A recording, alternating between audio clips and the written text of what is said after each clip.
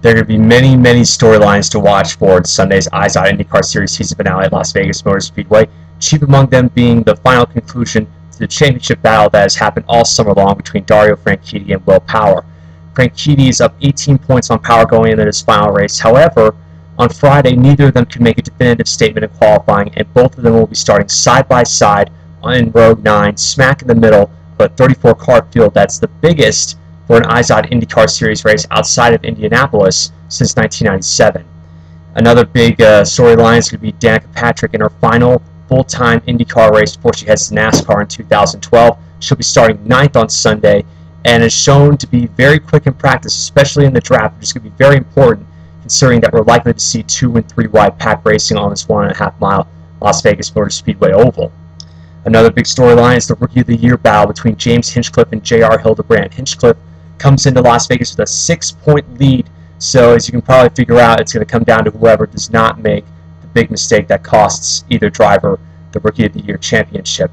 Then you have Ed Carpenter, who won 2 weeks ago at Kentucky Speedway, but had that dampened by the revelation that Dollar General, his sponsor with Sarah Fisher Racing, will be going away from the team in 2012. They decided to put more of their capital in the NASCAR, expanding in the NASCAR with a Sprint Cup deal for Joey Logano. As a result, a win or a top 5 result here at Las Vegas could be very imperative as they try to hunt down sponsors for 2012 to at least attack the oval portion of the schedule. But perhaps most importantly are those ovals. Where does it sit as far as IndyCar's future is concerned? Earlier this week we learned that Kentucky Speedway and New Hampshire Motor Speedway would not be hosting IndyCar events in 2012. There was some good news for the oval fans that Las Vegas will be the site of the World Championships again in 2012 and the season finale race as well. This is a self-promotion. This is IndyCar's promotional responsibility, not Las Vegas Motor Speedway's. And as a result, we've seen Randy Bernard work his magic as far as leveraging his contacts in Las Vegas from his former days as Professional Bull Riders CEO with the PBR holding its World Finals in Las Vegas every year. He knows plenty of contacts, and as such, we've seen lots of promotion, lots of corporate support, lots of parties, and probably the piece de resistance, I would say, a 10-minute shutdown of the Las Vegas Strip earlier this week, so all 34 IndyCar drivers could speed by on the Strip. It was certainly a pretty big photo op, a pretty big video op. If you can look those up on YouTube or wherever, they're spectacular.